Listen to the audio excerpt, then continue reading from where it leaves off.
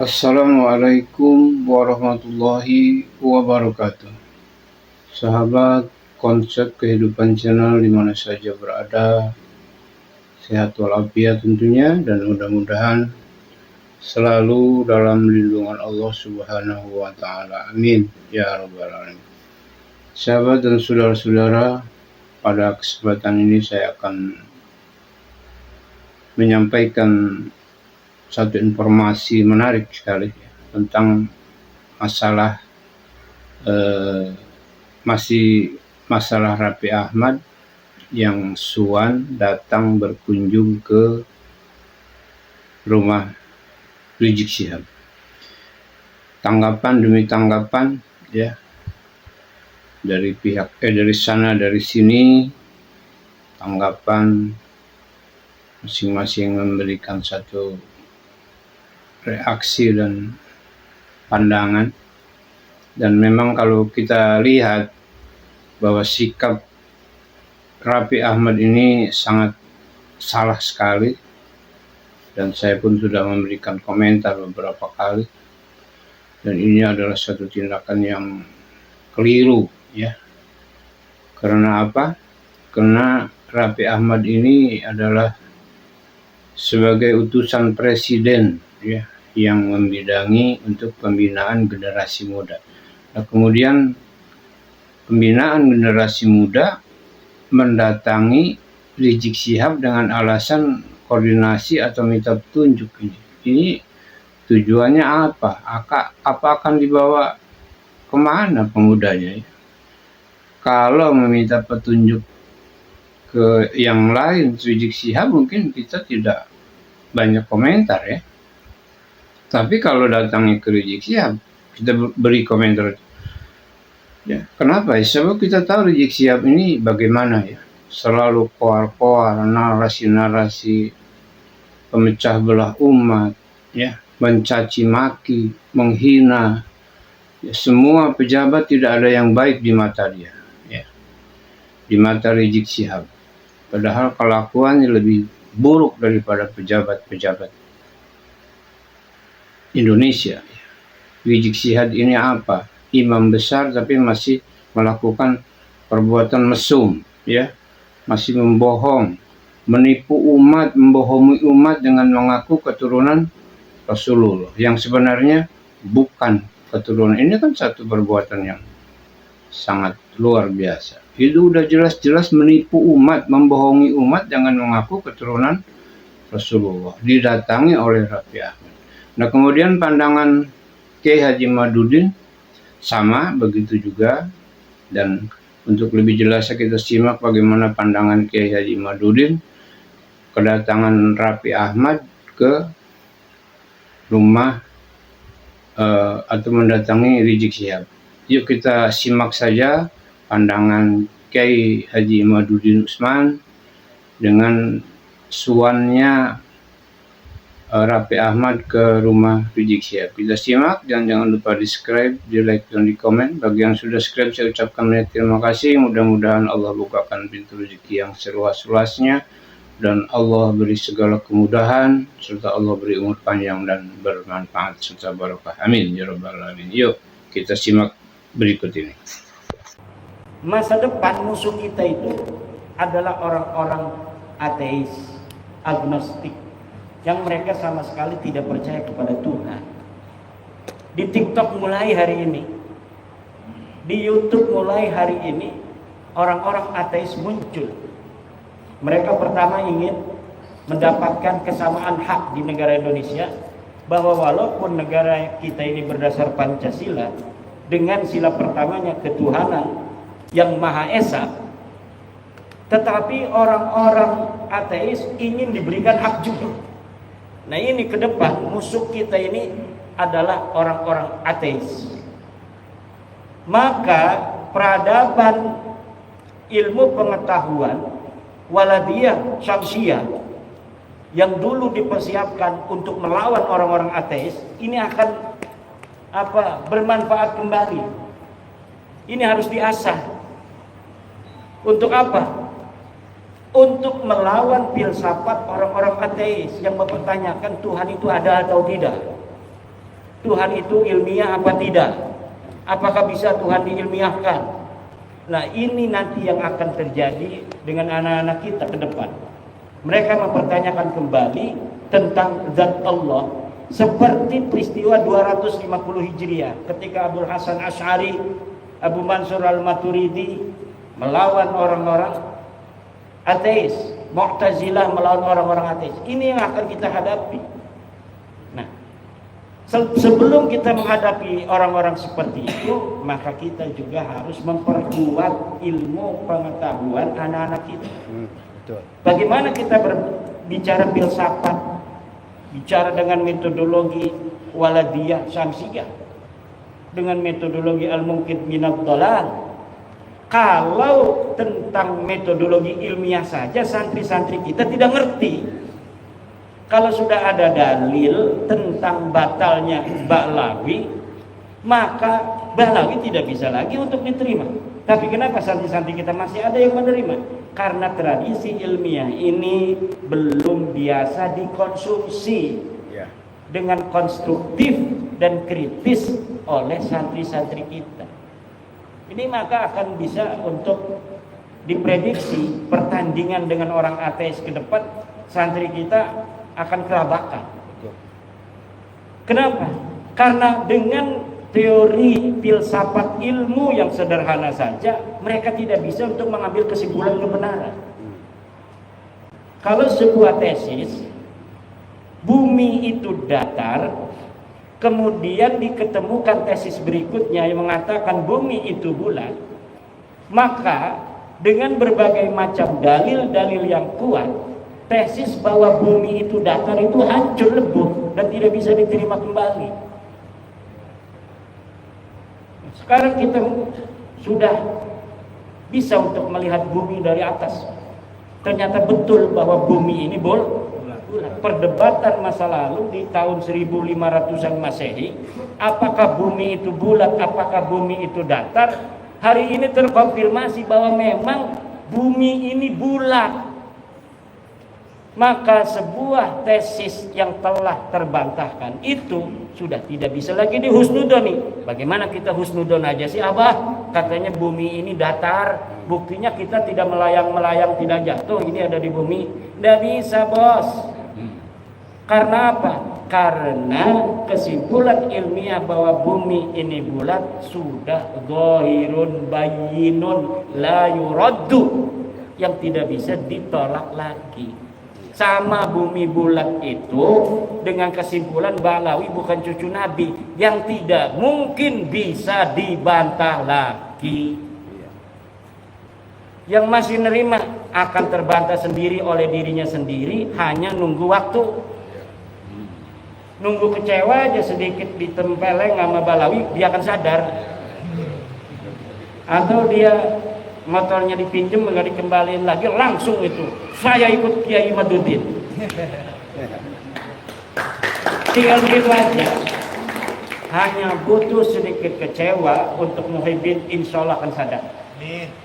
Hanya butuh sedikit kecewa saja. Dalil tidak ada. Innaka la tahdi man ahbabta walakinna Allah yahdi man yasha. Nabi Muhammad kurang apa? Beliau adalah orang yang sangat dikasih Allah, Habibullah. Habib asli itu Rasulullah itu.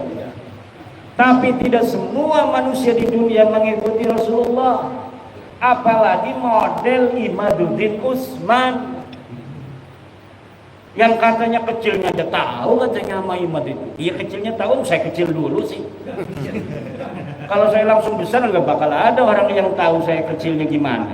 Orang saya kecil dulu, manusia betul-betul terlihat oleh sekampung saya. Al-kreseku ya'lamuni, al-kreseku ya'rifuni, watangrangu ya'lafuni. Nggak bisa saya itu menutupi diri saya dari orang Kresek, dari orang Tangerang, karena seluruh orang Kresek Tangerang tahu saya. Nah, ini masalahnya. Ini kita harus banyak tantangan ini Abah Syaitu ini.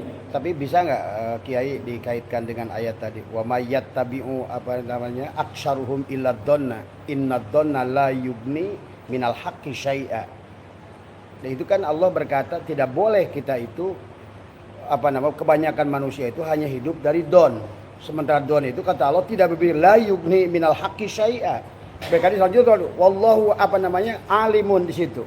Berarti harusnya pakai ilmiah kan seharusnya. Ya itu kan perintah Allah sudah jelas. Jelas kan itu. Allah sudah jelas memerintahkan bahwa seluruh manusia itu tidak boleh mengikuti sesuatu yang dia tidak tahu. Itu berarti dibutuhkan ilmu. Iya. Innallaha alim. Di dalam Quran tadi yang disebutkan apa itu iyattabi'una illa dhanna wa in hum illa yahrusun. Mereka hanya ngira-ngira saja. Itu. Sedangkan kebenaran itu bukanlah ngira-ngira. Dia butuh bukti dan butuh dalil. Dalilnya ada atau tidak ada. Kalau dalilnya sama sekali tidak ada, misal memang di abad keempat ketika Ahmad bin Isa itu hidup, sama sekali nggak ada kitab yang ditulis, sama sekali nggak ada yang ngomong Ahmad bin Isa. Abad ke-5 nggak ada yang ngomong Ahmad bin Isa punya anak berapa, abad ke-6, abad ke-7, 8 tidak ada. Baru tuh itu masih 50-50 tuh kalau ada orang ngaku-ngaku di abad ke-9. Tapi ini mah di abad 3-nya ditulis Ahmad bin Isa itu. Anaknya ditulis di abad ke-4, anaknya ditulis, Ahmad bin Isa-nya ditulis, abad ke-5 Ahmad bin Isa ditulis, anaknya ditulis. Abad ke-6, ke-7, ke-8 semuanya ditulis. Tidak ada Ubed di sana. Di abad 9 baru ada Ubed, katanya anak Ahmad bin Isa. Udah jelas itu bohongnya. Tapi kunaon masih aya nu percaya. Husnudon teh. Iya, husnudon. Iya, la ibrata bil dzannil bayyini khata'uhu. Tidak boleh dzon itu digunakan lagi apabila jelasnya salahnya sudah jelas. Ini salahnya sudah jelas. Kita misalnya nyangka Abah Setu itu tadinya asli Bekasi. Namanya Don ya boleh aja tinggalnya di Bekasi. Abah Setu Bekasi. Asli abdi mah. Karena abdi teu nyaho. Pas ngobrol jeung Abah Setu tah di kelompok abdi. Aslina cenah ti Sukabumi. Atuh teu meunang deui abdi ngomong ka jelema bahwa Abah Setu ieu aslinya Sukabumi, aslina Bekasi. Teu meunang deui kumatak naon teu meunang. Kumatak abdi geus nyaho elmuna langsung ti Abah Setu. Teu bisa husnudon deui. Teu bisa husnudon deui. Lamun tadina abdi can nanyakeun langsung ka Abah Setu, kumatak Abah Setu ayana di Bekasi, adildon bahwa Abah Setu ieu asli Bekasi, teu naon-naon ngaranna gadon. Tapi ketika Abah Setu sudah ngomong saya aslinya dari Bekasi. Dari Sukabumi, mantan dewan. Masya Allah. Berarti sekarang sudah tidak boleh lagi kita ngomong Abah Setu orang Bekasi asli, lahir di sini. Kalau sekarang ya orang Bekasi. Kalau sekarang udah asli Bekasi. Kenapa asli Bekasi di sini? Ya tinggalnya di sini, istrinya orang sini. Bukan. Berarti udah al-muhajir dong. Al-muhajir, Abah Setu al-muhajir ila Bekasi. Dan ini kalau ada yang rekam, ini hari ini jadi bukti nanti suatu masa, suatu saat bahwa Abah Setu Setiawan As-Sukabumi summa al-Bekasi li'annahu hajara min Sukabumi ila Bekasi. Di sana tahun sekian ditulis. Nah, ini nanti sekarang sudah terpilih ini Abah Setu sebagai ketua baru dari PWILS Jawa Barat. Saya berharap adanya keterpilihan dari Abah Setu ini akan membawa semangat baru bagi Jabar, dan tolong ini yang baru 13 kabupaten supaya jadi minimal 20 kabupaten dalam waktu 6 bulan. Jadi tugas dari saya sebagai ketua karateker tim pemilihan ketua PWLS Jabar yang hari ini sudah konklusif bahwa Abah Setu sebagai Ketua Jabar memohon kepada Ketua terpilih dan jajaran nanti agar dalam waktu 6 bulan dari 27 kabupaten kota ini 20 kabupaten sudah terbentuk PWLS demi tanah Pasundan. Karena ini lagi banyak tantangan iya di Pasundan, Bekasi, lautna aya nu ngajual cenah. Aya nu mager di Tangerang aya eta, di Bekasi aya, di Tangerang 360 bidang laut disertifikat. Di Bekasi 250 hektar laut disertifikat. Ini udah luar biasa ini. Apa tujuan mereka itu ya? Ingin nguak laut dikuasai. Apa lebih murah dia itu ya? Kalau beli di Bekasi kan mahal itu di Bekasi tanah. Tapi di Tangerang kan masih murah itu tanah. Tapi mereka mau juga di laut. Padahal itu PIK 2 dia sudah beli tanah itu dimulai Kosambi sampai ke Muncung itu ribuan hektar tanah darat. Tanah darat ribuan hektar, ada PSN nih 1.700 hektar mau diambil juga, kan lumayan dia tidak menyiapkan sarana sosial, sarana umum. Nanti sarana umumnya dari tanah PSN ini. Jadi dia ini aji mumpung, dia beli tanah ribuan hektar, tapi nanti dia tidak menyiapkan wisata untuk umat, untuk masyarakat dari tanah dia yang dia beli. Tapi dia fasilitas sosialnya, pasum dan pasosnya itu nanti dari PSN itu tanah rakyat, tanah asli dari masyarakat Tangerang itu. Nah ini pinter, makanya jadi pengusaha itu kudu pinter. Cuma sayang, ini dia sudah beli ribuan hektar di sawah itu di darat, PSN di tengah itu dikuasai, laut juga mau dikuasai. Dan ini yang hari ini kemudian memicu gejolak di Tangerang. Nah, kalau menteri-menteri yang sekarang sih mungkin dia tidak ikut, tapi menteri dulu ngegeber-geber gitu. Luar biasa. Bupati yang zaman dulu ikut-ikutan ngegeter-geter ini, Bupati Bekasi Bupati Tangerang, Sekda segala macam ini. Nah ini tantangannya banyak Jawa Barat. Ya, menteri-menteri ya secara bil jumlah sih banyak yang bagus, tapi banyak juga yang masalah.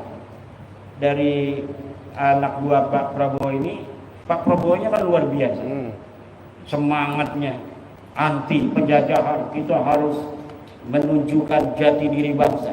Tapi beberapa menterinya ada yang bermasalah. Menteri petugas utusan khusus kemarin datangin Rizik Syihab, ngapain itu pemuda minta nasihat tentang kepemudaan kepada Rizik Syihab. Yang mau dinasihatin dari Rizik apa? Supaya pemuda kita teriak-teriak. Ini Raffi Ahmad ini perlu tinjau ulang. Kalau bisa ya diberhentiin aja itu. Diberhentiin Raffi Ahmad dari utusan khusus presiden. Kenapa? Karena kurang cerdas. Jadi kan ilmu pengetahuan itu penting juga untuk pejabat-pejabat agar presiden kita ini mampu untuk menyelesaikan tugas-tugasnya. Nah kalau utusan khususnya menteri pembantu-pembantunya kurang cerdas, langkah-langkahnya ini kurang cerdas, ya nanti akan menghambat presiden. Ada yang menghina tukang es, ada yang menghina tukang ST, masalah buat presiden. Ada lagi yang gas LPG, sekarang tiba-tiba nggak ada di masyarakat, di pasaran. Kebijakannya mungkin bagus tujuannya, tapi kurang cerdasnya ini kemudian membuat gejolak di masyarakat. Ini yang harus ditinjau ulang kembali nih, pembantu-pembantu model begini. Menteri Agama juga nggak bisa nurunin haji. Ongkos naik haji sebelum Pak Yakut itu 35 juta tahun 2020. Masyarakat bayarnya hanya 35 juta. Dolarnya itu 15.000. Ketika Pak Yakut naik jadi 55 juta, 35 juta ya tahun 2020, waktu sebelum Pak Yakut jadi menteri. Ketika Pak Yakut, peninggalan Pak Yakut 55 juta, naik drastis, padahal dolarnya sama. Dulu 15.000, sekarang dolarnya 16.000. Nah sekarang menteri kita agama yang baru juga tidak bisa untuk mengoreksi kebijakan-kebijakan menteri agama yang lalu. Harusnya kalau tahun 2020 bisa 35 juta itu masyarakat membayar haji, harusnya tahun sekarang bisa dikoreksi kebijakan menteri yang dulu karena alasan Covid. Kalau kemarin itu naik, sekarang sudah tidak ada Covid. Kalau misalnya saya jadi presiden, saya akan perintahkan menteri agama dulu waktu sebelum Covid bayarnya masyarakat 35 juta itu pergi haji. Sekarang Anda jadi menteri agama harus jadikan ongkos naik haji 35 juta kembali, kalau tidak ente mundur. Karena menteri agama itu standar bahwa dia mampu untuk menjadi menteri agama atau tidak, itu yang paling terlihat adalah dari ongkos naik haji. Dan kemarin kita lihat ongkos naik hajinya masih 35 jutaan, hanya nurun sedikit aja seidrat. Dan ini membuktikan dia tidak lebih baik dari menteri agama sebelumnya. Nah, ini banyak sekali PR-PR kita yang yang harus kita bereskan. Kita bukan hanya memberesi tentang masalah nasab, tetapi juga kita akan membantu siapapun presidennya agar presiden kita kawal untuk mampu memberikan kemajuan, kesejahteraan kepada rakyat Indonesia. Selamat kepada Abah Setu yang telah dipilih secara aklamasi berdasarkan musyawarah mufakat sebagai Ketua PWI LS Provinsi Jawa Barat. Semoga dapat mengemban amanah penderitaan rakyat Jawa Barat agar dimerdekakan dari penjajahan spiritual. Dan kepada seluruh pimpinan daerah kabupaten yang sudah terbentuk dari 13 kabupaten, satu komando untuk Jawa Barat, Abah Setu Setiawan. Insya Allah barokah, manfaat dunia akhirat untuk kita dan anak cucu kita ke depan. Wallahu wal muwaffiqu ila aqwamit thoriqin. Wassalamualaikum warahmatullahi wabarakatuh.